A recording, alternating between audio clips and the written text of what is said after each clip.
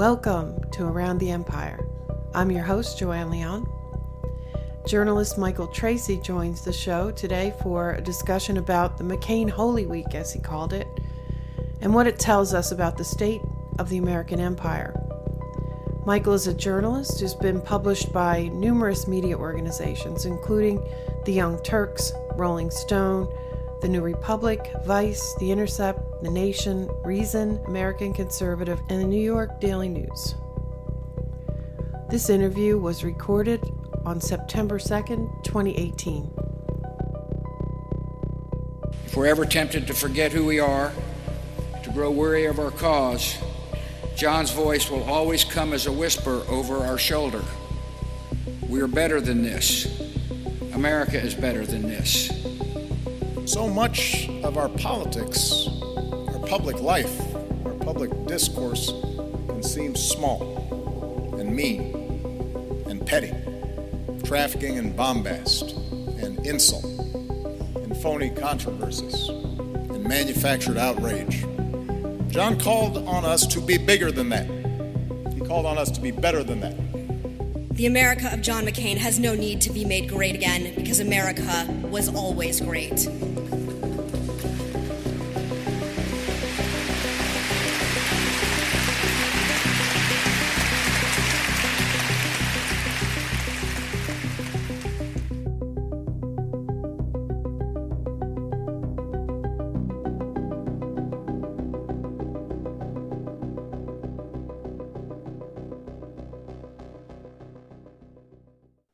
Hello, Michael. Welcome to Around the Empire. It's great to have you. Great to be with you. So your most recent article covers the McCain Holy Week, as you refer to it. And let's talk about that tonight. And let's view it in the frame of the American empire. Because as it turns out, we're very much on the same page in this aspect of it. And yesterday you tweeted something. And as it turns out, I had tweeted something very similar, but shorter, just a couple hours before that. And it's also the subject of your just published article. So yesterday you said, quote, "That seemed like a funeral, not so much for McCain, but for an ideology which had once sustained America's imperial hegemony and is now on the way out." And just a little more than an hour before that, I had just said, it feels like a funeral for the empire. And then your latest article today, you expand on that. And you say, for people, that there'll be a link to this, for our audience, there'll be a link to this in the show notes. And the title of his latest article is "A Funeral for a Dying Doctrine." So I could read parts of it, but why don't you just, in your own words, tell us what you were trying to say here. Yeah, well, I've been sort of morbidly fascinated by this entire McCain Holy Week, as I've kind of cheekily termed it, because it is just endlessly fascinating to me as somebody who's always been sort of a student of what I would call American civil religion. So with that sort of secular creed which binds together the political elite and brings them together for these various kind of displays of kind of sacred affirmation. And I think that creed often goes unexamined because it has a certain amount of unstated premises that people who are members of the political elite don't really want to scrutinize because it is sort of self-sustaining for them. It's self-justifying. It gives their existence a sort of sheen of kind of eternal nobility and almost kind of exalts them into the sacred realm.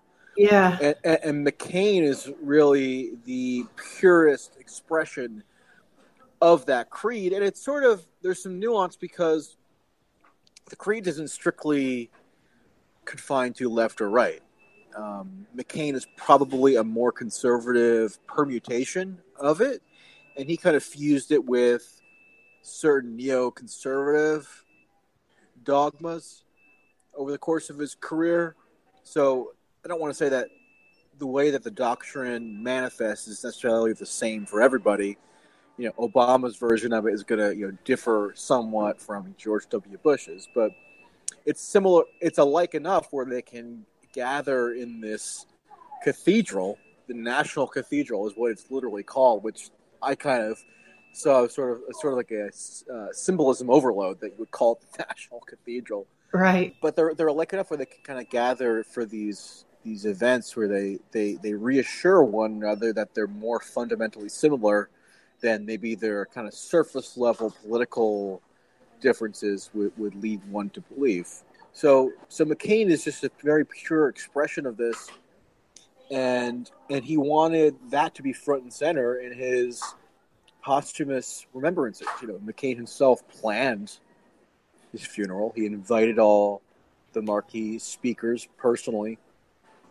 He, orchestrated the entire thing, and I think he orchestrated it because he rightly sensed that whatever this ideology is, and there are many different ways to describe it, I'm not obviously anywhere near the first to use these sort of terms and kind of try to come up with some kind of tenable description for what it is. But McCain, I think, rightly sensed that this doctrine is no longer holding, or its hold is beginning to weaken.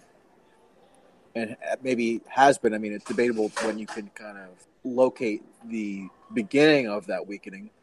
And maybe it was always kind of fundamentally weak to begin with, because as I note in the piece, the ideology was kind of most potent for elites. Because, again, they used it as sort of this self-justifying mechanism to kind of illustrate their virtue and give their political machinations like an air of almost nobility. Yeah, it was a nobility thing. And I also put a note there to say, and they also used it to justify ignoring or breaking all kinds of laws, both domestic and international. But anyway. No, I think that's right. I mean, it's funny because they assign themselves this kind of almost semi-divine significance, and that in turn allows all kinds of law breaking that, if you weren't part of this elite cadre, you're punished for often very severely. So no, I think that's correct. I think there was a fundamental weakness that always was present in this ideology because its purveyors were always these political elites who were, but over time, as the American empire expanded, especially post-war, World War II, a lot of the American citizenry imbibed the precepts of this ideology, and that had certain electoral ramifications. And I think we're entering a phase now where the public is increasingly less willing to imbibe those precepts. Meanwhile, we have a political elite which is kind of fractured, and one faction of it is still an adherent to these precepts, and McCain was the ultimate personification of that. And I think he wanted to give this creed like one last hurrah in death, and kind of whip out all the ceremonial trappings to kind of give the impression that it's still alive, but I think, with him, it kind of died. Again, it was probably dying anyway. It was always sort of decadent, but his death is sort of like the ultimate symbolic nadir for this creed. And like I said, Trump, like I said in the piece, Trump being disinvited isn't in conflict with this at all. I think it's actually totally in keeping with this broader thesis, because I've always kind of theorized that Trump is sort of the first wholly post-exceptionalist president. So if you look at any number of Trump statements, he's actually repudiated the core premises of American exceptionalism on many occasions, even preceding his presidential run and leading all the way up to the present, arguably.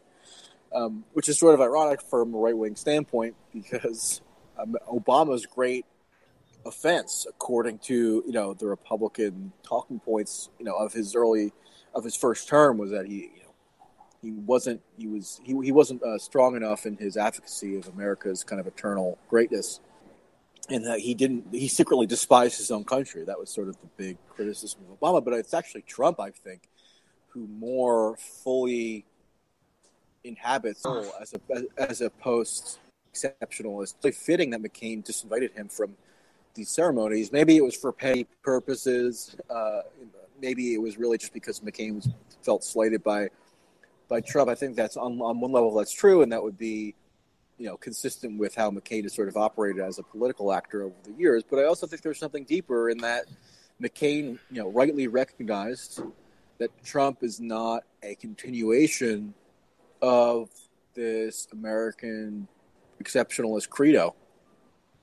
Yeah, now, he's definitely not part of the club, and he hasn't agreed to, some people call it the liberal international order. They'll even say world order, which I'm always surprised they'll use that term, but they do. Yeah, but he's also, don't you think that Trump he's a convenient thing or person to blame for the decline?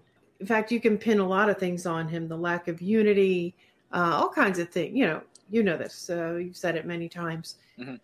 There are plenty of things that are being pinned on Trump right now that didn't start with Trump, Right. I mean, yeah, I think there had to be a whole host of conditions which predated Trump in order for Trump to become possible. Namely, for our purposes in this discussion, a deterioration in confidence in this creed of American greatness, and a justified awareness that this creed has produced all manner of devastation all throughout the world. So it can't really have been all it was cracked up to be. So I think a lot of Americans prefer the kind of more crude transactionalist ethos that Trump kind of represents, because, for all of its faults, and there are faults, it seems superior than the project that McCain had tried to advance over the course of his career. I mean, you don't have to look very, very far to see the results of what that wrought. And I should also emphasize that just because Trump is in many ways like a stylistic and rhetorical departure from the creed, and that kind of, I think, explains why he was excluded from these festivities. In terms of how his governance is actually shaping up, it's sort of ironic because most of it really is in line with the status quo in terms of how the imperial aims of the American state have sort of expressed themselves prior to Trump. So I think it says a lot about sort of like the superficiality of these other political elites who disdain Trump and shun him, that they're so fixated with his rhetorical transgressions that they can't recognize that, his actual governing isn't much of a departure. I mean, there are certain elements that are maybe arguably departures, like I think, meeting with Kim Jong-un and maybe some of the Putin, rhetoric at least is arguably a legitimate departure, but it's not as if, Trump is closing bases around the world, or, maybe he has some instinctual aversion to starting another war, but that's kind of a low bar.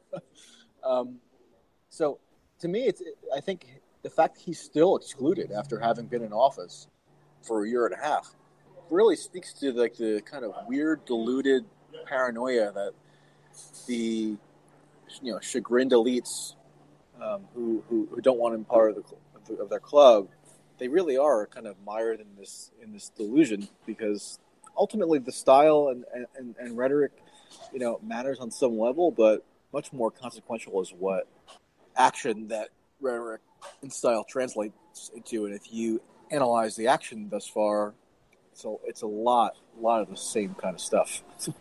Yeah, I think I'm not sure I would agree that I think he is not on board with the empire part of this. Or rather, maybe it's more accurate to say that I think he has a different idea of American exceptionalism. He has a smaller view of it. He believes in the patriotism. He believes in the strong military, maybe even the full spectrum dominance, the maintenance of a superpower status, possibly. But he still, even though his policies, even his foreign policy, don't turn out to be that much different than Obama's, he has shown instinctually, he wants to pull troops back home. He doesn't want to expand any wars or start any new ones, except maybe with Iran. But, supposedly he made John Bolton promise him that he wouldn't start a new war with Iran. I mean, that's what we hear anyway. But, I don't think... but sorry to interrupt, but he doesn't have like the personal will to actually enact those instincts in terms of policy. So I agree that he has a different conception of what American exceptionalism is, and I've actually written extensively on that. But unless you have a certain amount of kind of political fortitude that it would take to actually implement that tangibly, then you're just allowing the status quo to carry on, and your rhetoric only counts for so much. Yeah, that's true. The same thing happened with Obama, of course, in the beginning. So, it remains to be seen how strongly he feels about those things, or if his entire view will change the longer he's in Washington. Yeah, I mean, I think it's a similar story with Obama, although, Obama, I think, actually, his instincts were more fully subsumed into the larger project of American exceptionalism because of Libya, Syria, go down the list.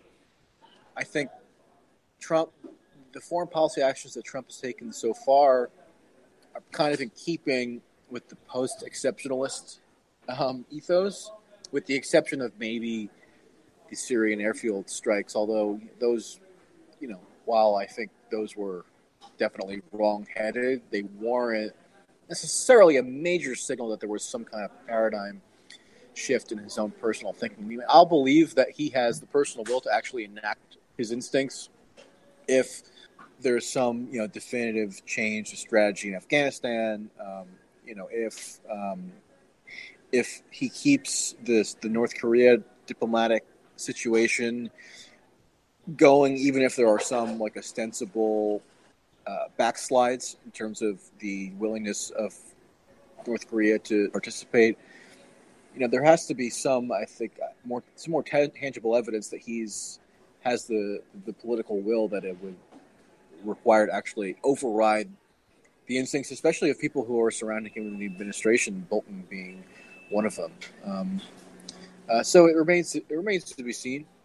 But nevertheless, I mean, it all gets back to the main point of, the past week, which is that, he just doesn't share on a personal level the kind of guiding creed of the American bipartisan political establishment. And again, it doesn't mean that he's a huge revolutionary force in terms of how the country is governed, at least yet. But it does show that these political elites are so unbelievably transfixed by his rhetorical transgressions that they just can't forgive it. And I think Saturday, the funeral was the ultimate expression of that. I mean, they were actually in the heart of these, the nation's kind of like sacred inner sanctum, repudiating the sitting president. I mean, that's kind of an amazing thing. And it wasn't just, an exclusion. It was an obsession. It was obsessive, I thought, in the number of different ways that each major figure made a point to do it.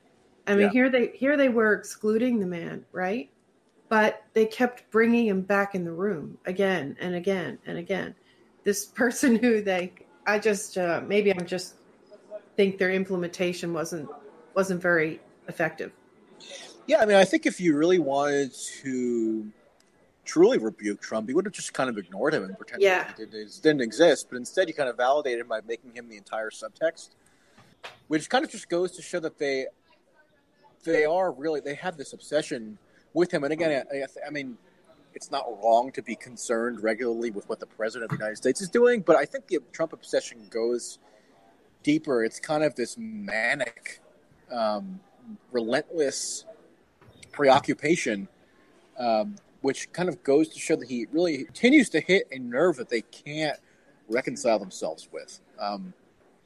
And the fact that, McCain would orchestrate posthumously this kind of epic symbolic repudiation of him, I think is just, there's no better evidence for the fact that they have this manic obsession than that, right? I mean, yeah. And the whole thing, like, they were mourning McCain, and they were mourning the role he played in the empire and what he stood for. But at the same time, they were boosting it. They kept saying, we're still here, we're still great. But underneath it all was a denial too. So it's clear that they recognize this decline, and they recognize the failures and the circumstances, or the consequences rather. But there's also still a lot of denial there.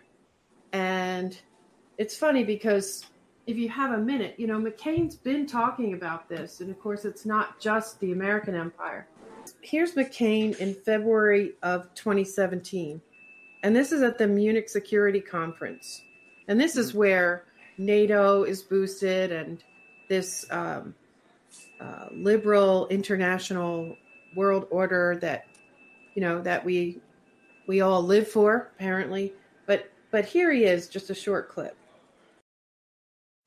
But what would alarm them most, I think, is a sense that many of our peoples, including in my own country, are giving up on the West, that they see it as a bad deal that we may be better off without, and that while Western nations still have the power to maintain our world order, it's unclear whether we have the will.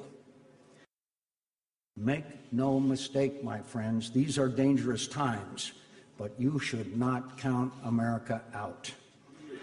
And we should not...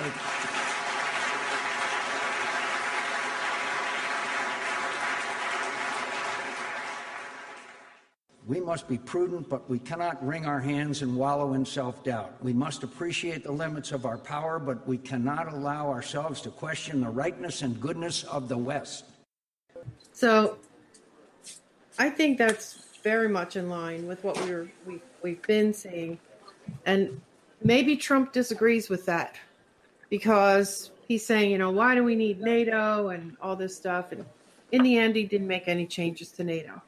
But that's a paradoxical thing, right? Because there was this huge meltdown over Trump's performance at that NATO summit, and the meltdown ended up being totally incongruous with what the outcome of the summit was, which was that Trump actually ended up strengthening the alliance, because by,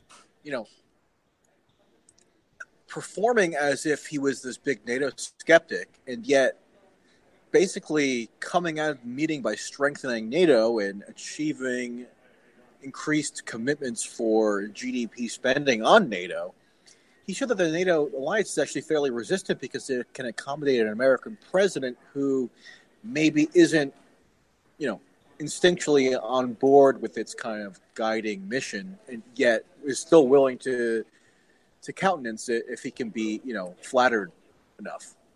So in a weird way, Trump actually showed how kind of enduring that alliance really is. So the expressions of paranoia that you heard there from McCain, I don't think have a whole lot of basis in reality, at least as it relates to Trump. I think there is a increasing sense in the populaces of the Western countries that these institutions, which are kind of relics of World War II, are still necessary, or that they're inherently right or good. But in terms of the political leadership of the country is actually doing something to tangibly reduce the stature of those institutions, there isn't evidence of that happening yet, notwithstanding Trump's kind of, again, rhetorical departures. But again, for somebody like McCain, rhetoric is everything. I mean, he lives for this kind of shining city on a hill type rhetoric, because it keeps alive the mythology of American tradition, which is so integral to actually sustaining their broader ideological project, meaning he and the neocons and the liberal interventionists who have this kind of unholy alliance. And also, another thing he said which really stuck out to me was he said that we can't allow the inherent rightness and the goodness of the West. Yeah, can never be questioned or challenged, which means like he I guess he has now this sense that things which previously went unquestioned and previously were under-examined are now being examined. So, Well, notice that he thinks it's just a matter of will. Yeah, so he takes offense to the very notion that the rightness or goodness of the West is even up for debate, which is sort of a mark of decadence. If you feel like, the position that you hold doesn't even need to be justified in public, and that the very act of justifying it publicly is sort of a demerit, or lowers your standing. I mean, that's like the hallmark of a sort of insular political culture. It's like enforcing a myth at this point. Yeah, he's and McCain is like the standard bearer of this particular myth, which is why I think his death actually does create a bit of a vacuum in how this myth could be sustained going forward. I mean, who is the figure who's going to be able to cross quote-unquote party lines to keep the various tendencies that need to be cultivated to sustain the ideology intact? I wrote in one of my pieces this week that, McCain was vital because he provided this kind of political link between differing factions who are kind of equally invested in the American greatness mythology, but approach it from slightly different angles, whether it be neoconservative or liberal interventionist. McCain was always this kind of conduit to keep them tied together. And that's why, a lot of his most glowing remembrances since his death have been from Democrats who, fondly recall these foreign trips that they took together where they would go to Ukraine or someplace and try to impose American power. I just don't see who the figure is who could play that role anymore, which, leads me to believe that with his death makes more inevitable a kind of fracturing of the political of the elite political class. Somebody like Marco Rubio or Tom Cotton, they have similar instincts in terms of neoconservatism and similar kind of links to the ideological ferment that McCain kind of was raised in. But they don't have the credibility that McCain had among liberals. I mean, think about McCain's presidential run in 2000. It was predicated on the fact he had this appeal to liberals and independents. That was central to his branding from the outset. And I don't feel like somebody, of the likes of Tom Cotton is ever going to have that appeal. So there is a fracturing there that I think will happen with his demise. And he really was a unique political figure in that way, for good or ill. Him being gone now, creates a sort of void that I don't know how it's going to be filled or if it can be filled. Yeah, I think that someone like John Brennan may be trying to step into that role, but he will never be able to do that. No, he will never be able to do that because, becoming a presidential nominee, brings with it a certain kind of political purchase you can't replicate by, being a former CIA director. I mean, there are only a handful of people who will ever attain the political stature that McCain attained. So you can't just, some, former intelligence official apparatchik is not going to be able to accommodate that, absent an ascension to the highest levels of political prominence like McCain achieved. Right. And there's, again, like I sense this acknowledgement of the decline and of the change, but the denial is still there and it's still strong. And it may differ, different figures may have different levels of denial. I can't believe that Obama doesn't realize the situation because, let's face it, we have NATO at the point of the NATO summit things were still pretty much fine. But since then, there have been some serious cracks. We have the threat of Turkey leaving NATO. We have Macron saying that we can't count on the United States to, or maybe he said NATO. I think he said the United States. We can't count on the United States to defend us anymore. And that's part of an ongoing conversation about whether Europe should develop its own army. We have the threat of the petrodollar. The petrodollar is not strong at this point, or its future is in doubt. And frankly, the way that we're using sanctions, the more we use sanctions, the more the dollar as the global currency is threatened. So there are some real threats looming, and they didn't happen yesterday. They happened over a long period of time. But it seems like the only threat that they are interested in really confronting is the rhetorical threat that Trump poses. And I think if they kind of let their energy be consumed by that threat, which is kind of a superficial threat because, Trump's rhetoric doesn't match most times with what is the government over which he's presiding it actually does. That kind of blinds them to the more structural reasons for why you have this kind of incipient crack up. Because Trump is such an outsized figure that they have this kind of manic obsession with him that they allowed that to kind of distort their broader perception of the reasons for why this is happening. And I think Obama probably does understand on a deeper level these reasons, and that will probably come out in his forthcoming memoir in a way that's probably fairly intelligent. If you look at his reading list lately that he posts on Facebook every month, I mean, there is a pretty strong indication that he's sort of like relatively attuned to these signals. He's reading books about the death of liberalism and that kind of thing. So, they put Trump's reading list on Facebook? No, Obama's reading list. Obama's reading list. Yeah. Yeah, he's probably trying to send out signals too, though, right? Yeah, that would be like him. Yeah. So, I mean, I think he probably does have an understanding of this dynamic, which is probably more sophisticated than the average politician, at least. Oh yeah, I think for sure. Yeah. And he talks to a lot of people. He talks to a lot of people in that set of the global elite, if you will. Yeah, and he's always been pretty perceptive. I mean, that was how he won the presidency in large part. So I think in due course he'll have some kind of fairly well constructed analysis of these factors that probably gets beyond the singular Trump preoccupation, which I think has hindered the ability of much of the political class to actually wrestle with these kind of structural maladies.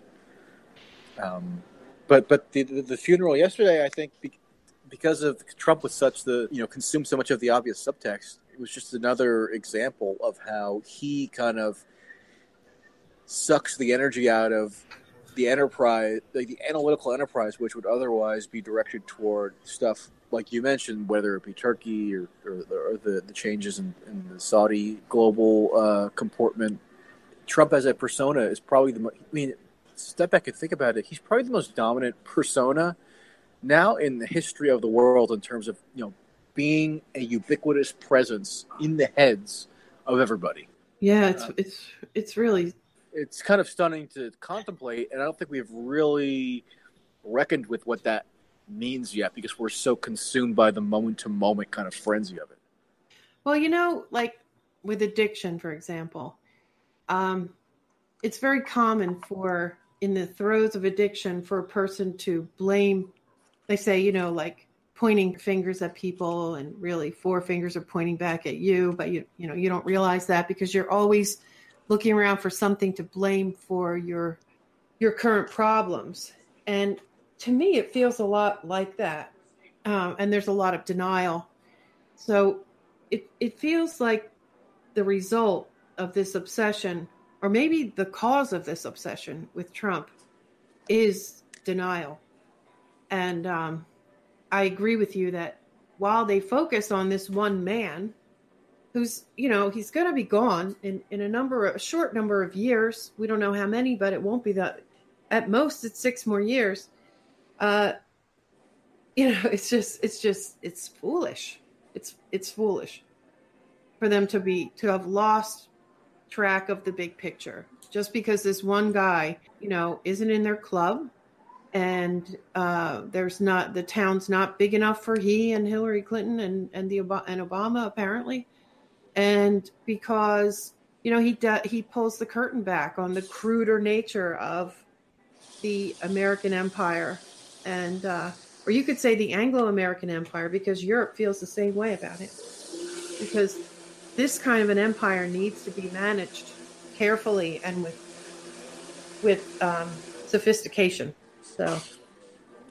Yeah, and it's sort of ironic because he's, I think deep down he would be like a willing entrant to their club, and yet he's excluded for these essentially petty reasons having to do with his rhetorical brashness and crudeness. That's a good point.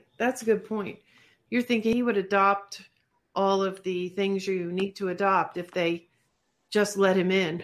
Yeah, I think the best evidence for that is how he sort of adopted the tenets of the conservative establishment in large part. I mean, there's stuff that he cares about on some level that he's used to buck the prevailing sentiment in the conservative establishment, but in a lot of ways he's basically lined up with their interests. The judicial appointments being, I think, the most obvious one. But that's because a lot of the people in the conservative establishment buttered him up and flattered him and told him how great he was and said that they want to help him enact his agenda. So they, they strategically flattered him, and it worked. So that would explain why he allowed someone like John Bolton and people with similar ideology into the inner sanctum, because otherwise it makes no sense at all. Yeah, I mean, one theory on Bolton is there's sort of like a good cop, bad cop thing where he wants somebody of Bolton's ilk around, even if he's kind of intent on not actually allowing Bolton to enact Bolton's agenda. But you want the bad cop there, giving you muscle. I mean, and since Bolton's appointment, I mean, there hasn't been any major divergence that would lead one to believe that he is now like dictating policy. If anything, it's been sort of the opposite, because you had, the North Korea summit where Bolton was, meekly assigned to sit there at the negotiating table and do something which, 2 years ago he probably would have found abhorrent. You have, a modest adjustment to Afghanistan policy where now there are direct negotiations with Taliban. So there's not a whole lot of evidence that Bolton is actually setting the agenda in the way that some had feared. But then again, who knows? Yeah, give him time to get all his people in place. Yeah. Hey, your previous article, the one that you wrote on the 28th, John McCain was not an anecdote. Mm-hmm. So you actually had some personal experience with John McCain. Well, I mean, the reason why I even bothered recounting that personal experience is because it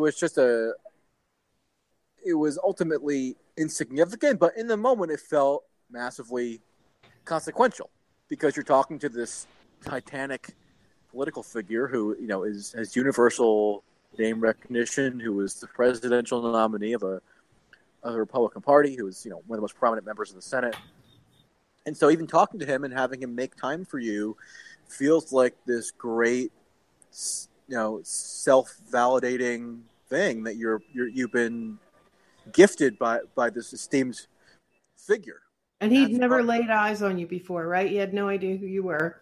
No. I mean, and again, we only had like a 10 or 15 minute conversation, so it wasn't something profound, really. But he did speak to you. He spoke to me as if I was, in on this, like having this kind of confidential BS session with him, and he wanted to confide certain like secrets in me. And again, as I mentioned in the piece, they didn't turn out to be genuine secrets.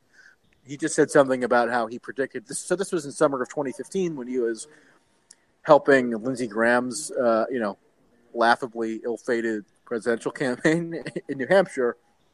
And he was just at like a house party, and I went there and ended up talking to him for a little while. And one thing he said was that he thought that quote, foreign money was going to corrupt the presidential campaign in both parties. And he sort of like he invited me to follow up with him about it in D.C. and I never did it because I was aware that this is the kind of red meat that he dangled in front of journalists for his entire career. I mean, that's why they were so endeared to him, because he had this way about him where he would make you feel as you were this kind of intimate companion, where and if you kind of let yourself give in to that, it was easy to become irrationally enamored by him. And I also think that it's possible, as I mentioned in the piece, that the more appealing aspects of his personality are genuine, and they could even originate in some sense in like his time in captivity, where he maybe gleaned some real insights into the human condition or whatever. But that's not really the point. I mean, you can have an appealing personality and use those personality traits to advance massively destructive policy ambitions, and that's what he did. So I don't think I think in analyzing McCain, it's kind of foolhardy to dismiss the appealing character stuff as like totally irrational, because with my first-hand experience, I could definitely understand why people felt so strongly and affectionately about him. But the challenge is properly contextualizing that and not allowing it to kind of override your critical faculties. So that's the reason why I relayed that anecdote, because the template for the McCain remembrance after his death was to like recall your favorite McCain anecdote, and I always felt that was kind of obscured the true significance of him politically. So I recalled one of my own anecdotes just to show how futile the entire enterprise of recalling anecdotes is. Right. And my impression of you anyway, you're a New Yorker, right? I'm from New Jersey originally. Oh, you are? Okay, well. Yeah. Is it North Jersey or? Yeah, North. Yeah. So I know the personality of people from this area, even though I'm from South Jersey. I've spent a lot of time in North Jersey and have a lot of friends there. And we tend to be born skeptics, I would say. And of course, this is a stereotype, right? But stereotypes are stereotypes because there's some truth to them, most of the time, or at least in a lot of people. And I have never gotten the impression of you being a gullible person. And you admit that you were captivated by him too. It was exhilarating the way he was sort of giving you this inside info, and the way he was so, willing to talk with you, made you feel comfortable. And it's almost like he threw that skepticism right off, no matter how much ingrained it is in you. Yeah, and I think, you have to recognize the capacity for captivation that somebody in his position has, or else you can't understand how people can become so enthralled with him and so deferential and so willing to overlook their faults. So I almost kind of let myself give into that sense of captivation because I wanted to understand it on a visceral level.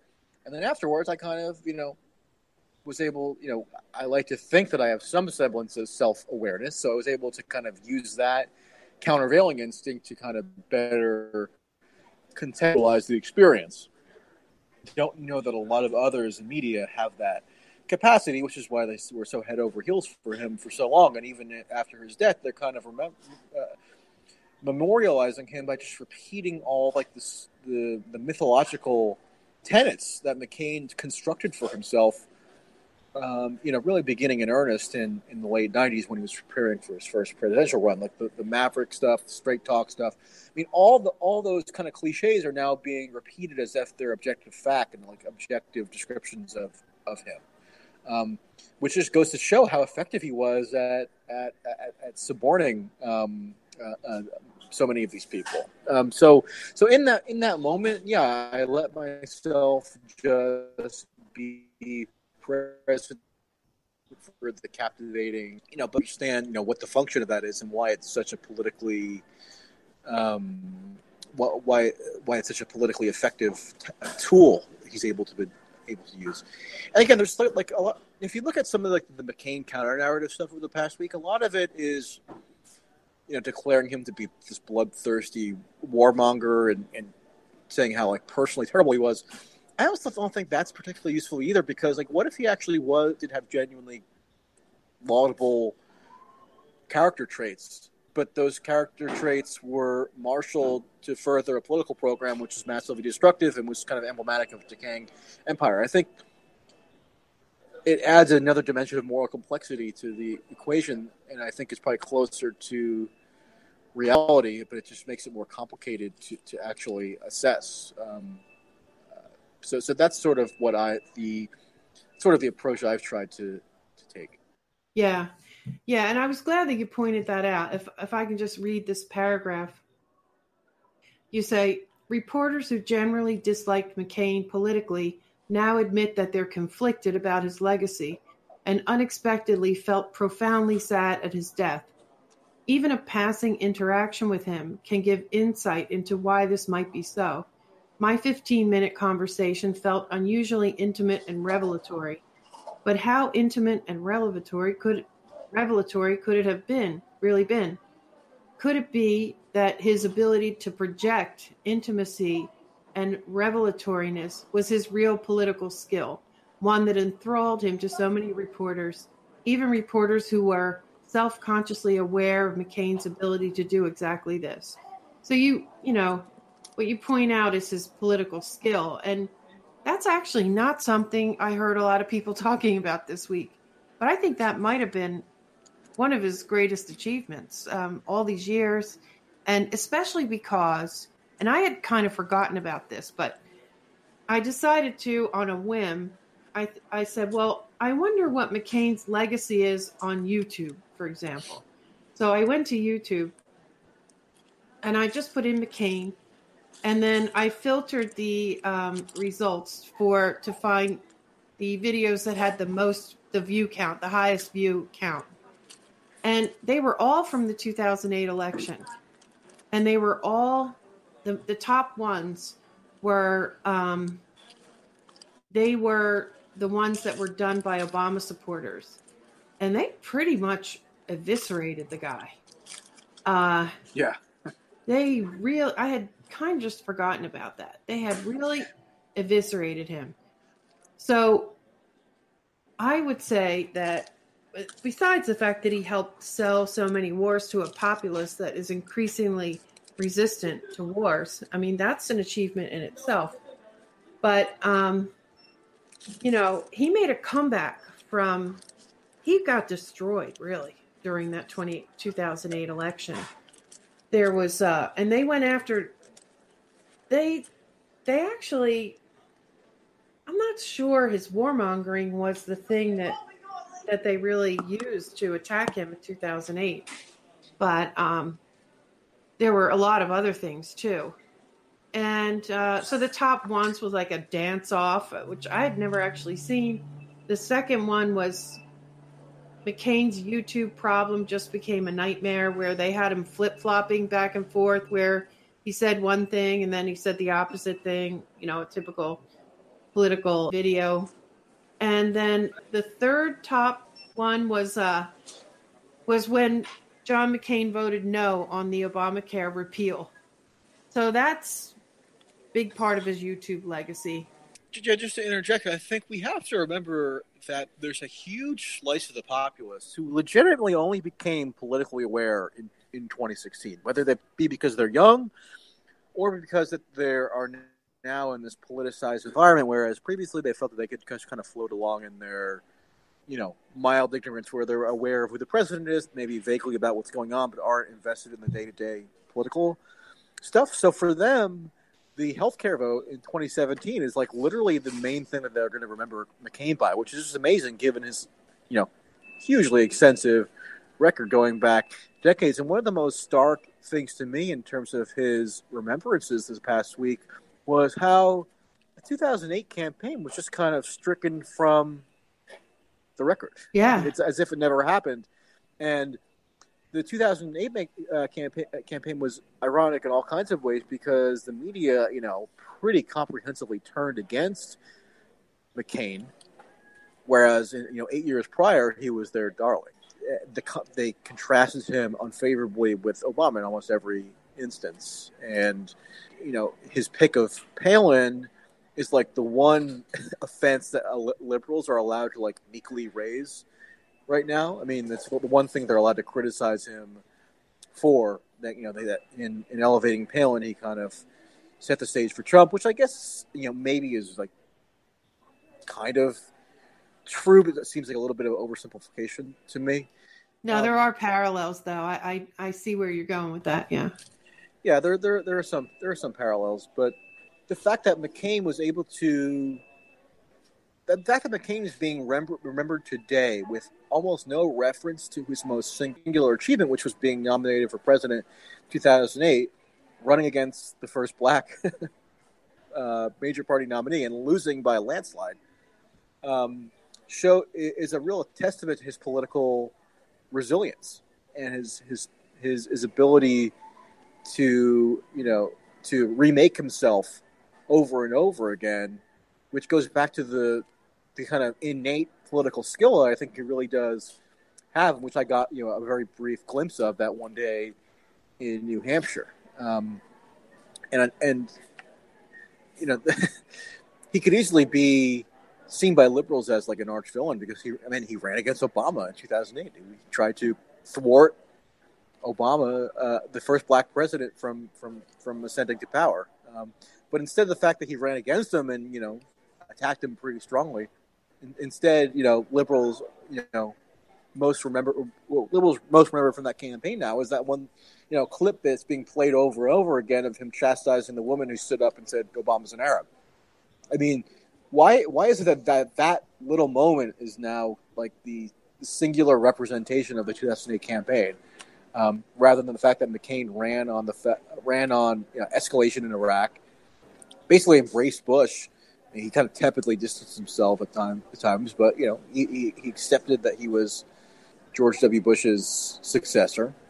So I think you can only attribute that to a really kind of astonishing political skill that McCain has, and even in death, I mean, he's doing the same thing that he got so many accolades for while he was living, which was he was this Republican foil who highlighted contradictions within the Republican coalition and kind of like set Republicans against one another. That's why he always enraged conservatives for every year of his life, except 2008. 2008 was kind of like an inversion of what he normally did, but since over the past 3 years, McCain got to revert to his most natural role, which was again becoming this foil, where he was stoking these intra-party fights and endearing the media for that. So that's why I think his last act was probably his most popular act. Yeah, and he orchestrated the whole thing. Yeah. I heard over and over that this is what John McCain wanted. This is what he requested. Here's another thing that I did not know before. Did you know how many people have been laid in state in the Capitol Rotunda? Yeah, I looked this up recently. There haven't been that many. I mean, I think the most recent one prior to McCain was the senator from Hawaii. In a way, yeah. But yeah, there haven't been that many. Probably like 20 or 30. Yeah, there were 30 before him. And only 11 presidents. Right. I was shocked by this. And the names are... I don't really even see any rhyme or reason to the people who have done this before you. Let me just grab this information real quick. Reagan did in 2004. Nixon they skipped over. You have people like, I mean, the people generally who get that honor are considered like lions of the Senate or of the House in one way or another. So like Claude Pepper, who is this long-serving Florida congressional figure who people have no idea who it is now. I think he received it in the late 80s when he died. And people of that sort. Yes, some of them don't make any sense at all to me. But, I mean, JFK, let me see, Abraham Lincoln. But the next, Garfield, because he was assassinated, so in 1881. McKinley, because he was assassinated, so in 1901. The French-American military engineer who designed Washington, Pierre L'Enfant, was there. And, some admirals and generals. And then President Harding, because he died in office, I guess. And then William Howard Taft.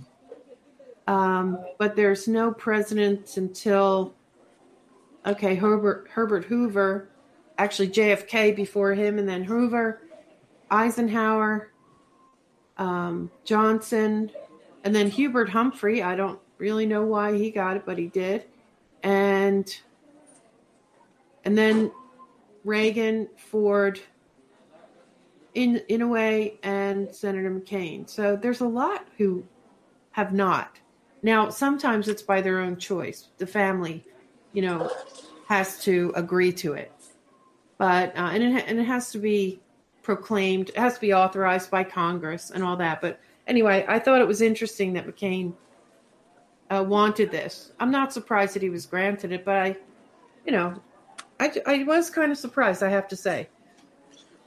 Yeah, he was not. He didn't aspire to modesty in death, that's for sure. Yeah. I'm going to skim through the article here real quick because there are a lot of good lines in here.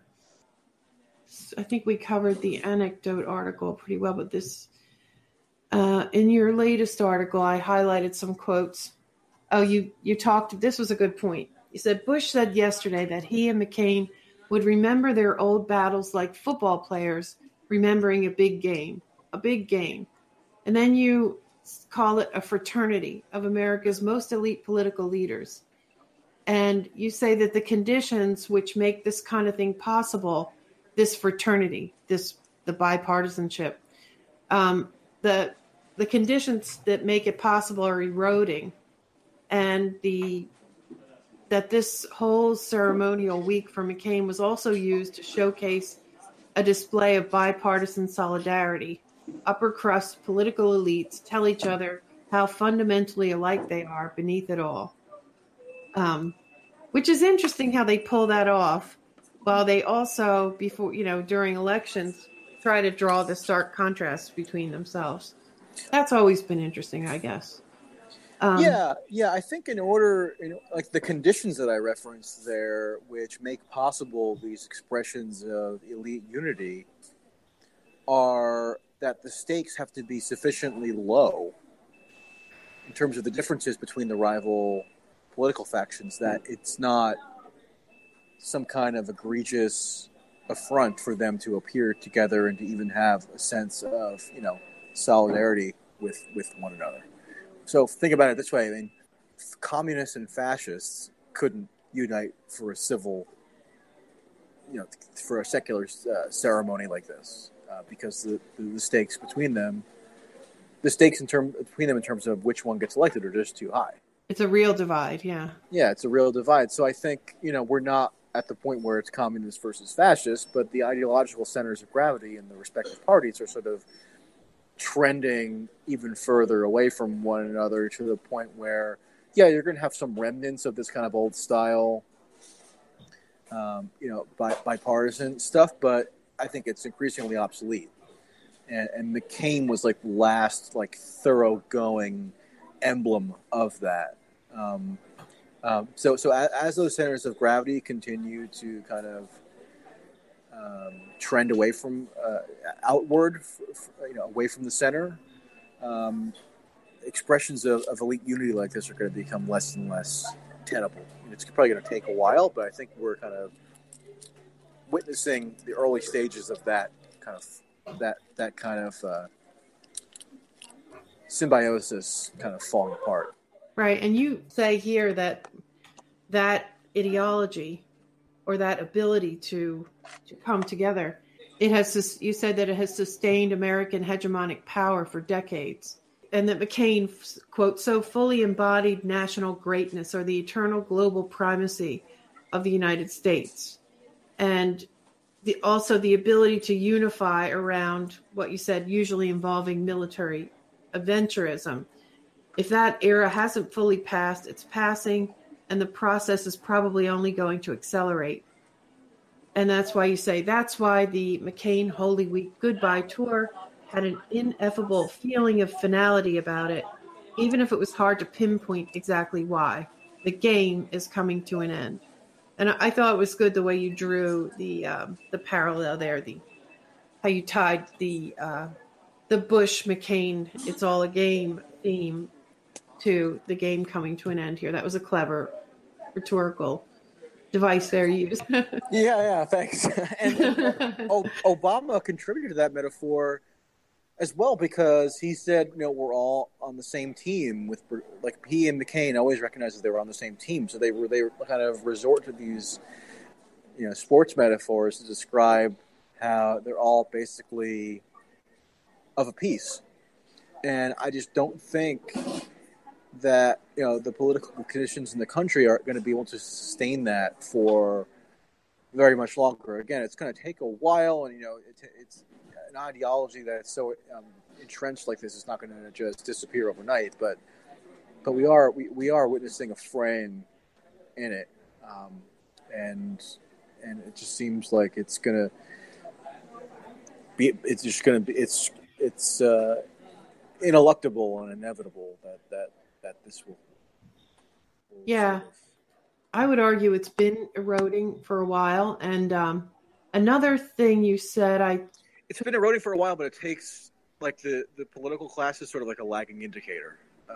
So it takes a while for it to actually manifest in that inner sanctum. Yeah. Here's another one of your tweets. You say, in a morbid way, I'm thankful for the prolonged McCain farewell tour. It revealed certain political truths that otherwise usually stay obscured. Sometimes you need the emotional release of a funeral to rip the mask off. And I've always said that is one of the reasons why they go after Trump so much, or why he is so, they so fear him and find him to be so dangerous, because he has ripped the mask off, or, he is. But the ironic thing is that the American people, the populace, I don't really know if Americans were ever really all on board with the empire to begin with. I'm trying to find. No, they weren't. They weren't. That's I think that much of the populace is infatuated with the symbolisms of American tradition, and the elements of the mythology, whether it be the songs or the monuments or just kind of the general credo. But it's the elites who use those mythological elements to actually sustain the imperial project. The populace generally doesn't make that step. So yeah, I think you're right that they were never fully on board.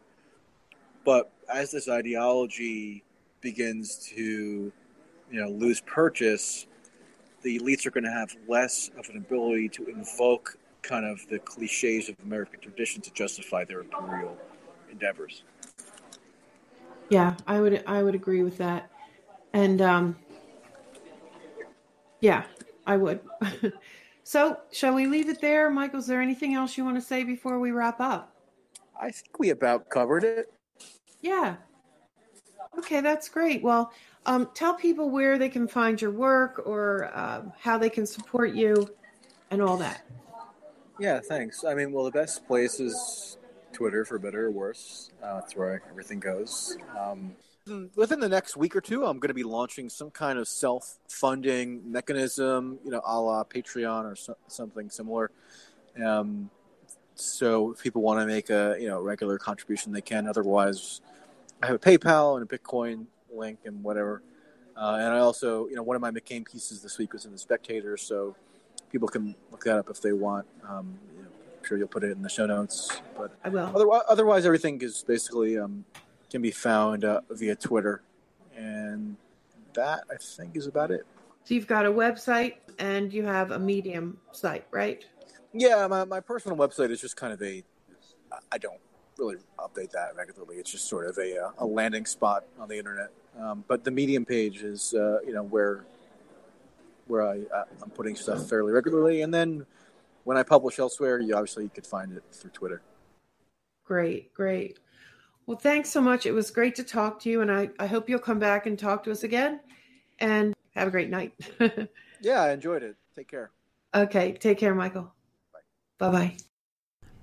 After we finished the interview, I decided to add a few more things that fit the theme of what we talked about.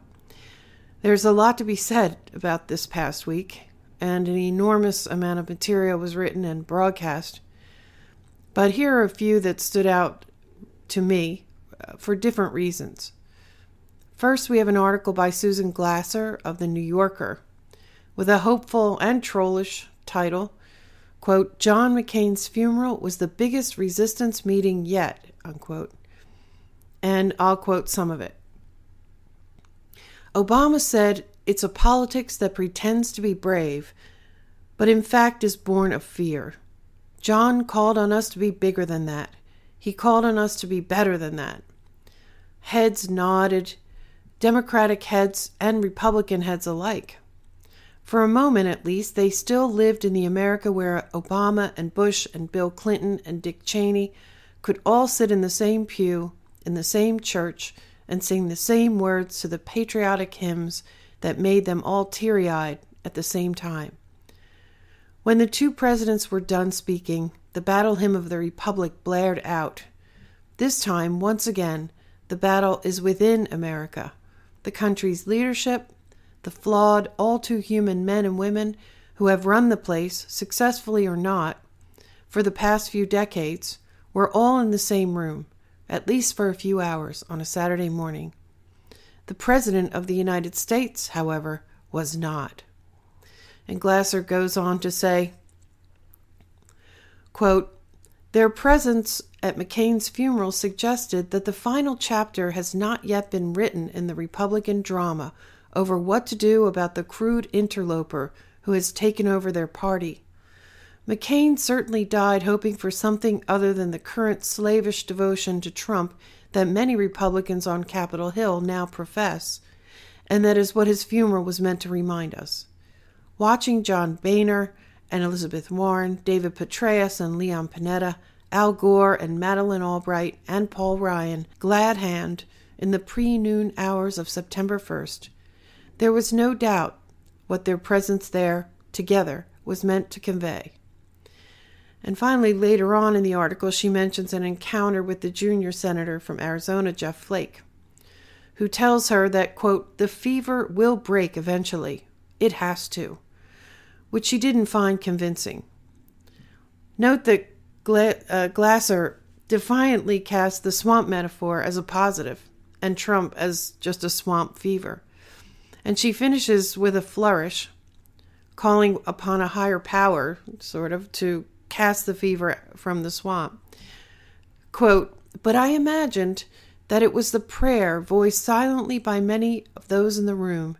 I thought back to the beginning of the service, when the choir had sung the beautiful words of the Navy hymn, 'O Holy Spirit, who didst brood upon the chaos dark and rude, and bid its angry tumult cease and give, for wild confusion, peace, O hear us as we cry to thee, for those in peril on the sea,'" unquote. I've heard, Glasser continues, "I've heard those words at many funerals before, but never did they seem to speak to the room in quite the same way," unquote. So, in other words, Glasser's resistance says, we're going to defiantly own that swamp metaphor. The swamp is fine and great.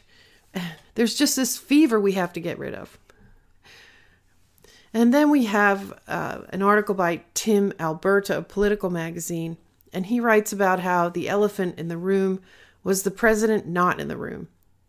So as it turns out, Michael Tracey and I aren't the only ones who saw the mourning of McCain Mourning America, Mourning Empire.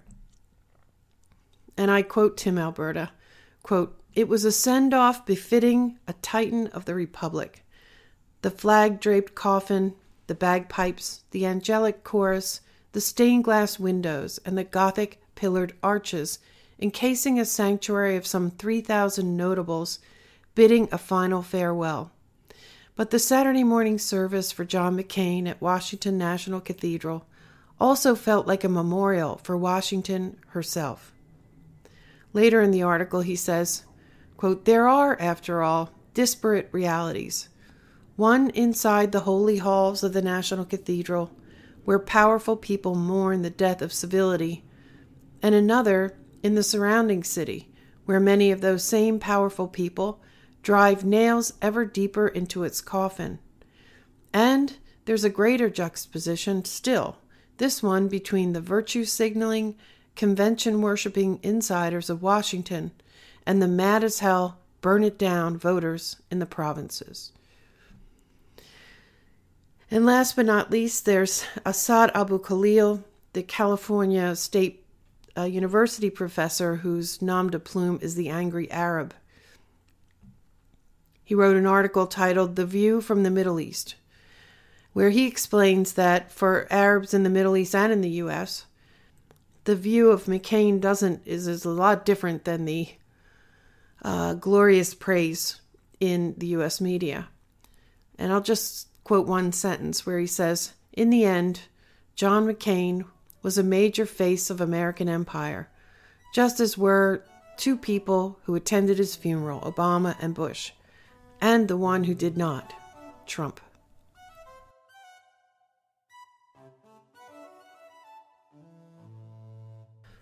And that's our show.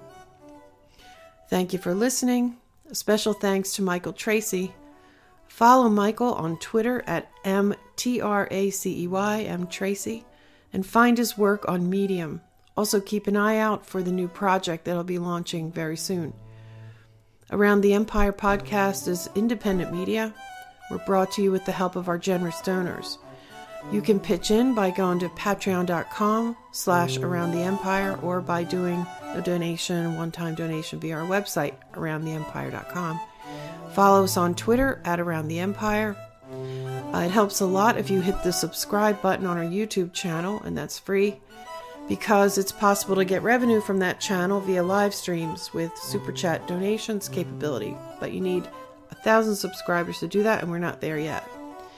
Also, use the thumbs up icon to like the individual videos, and subscribe to our podcast channel also at iTunes or on any of your preferred radio or podcast apps like iHeartRadio, and there are plenty of others. If you like the podcast, take a minute to leave a nice review. It helps. And lastly, please like our page on Facebook. See you next time. Take care, everyone.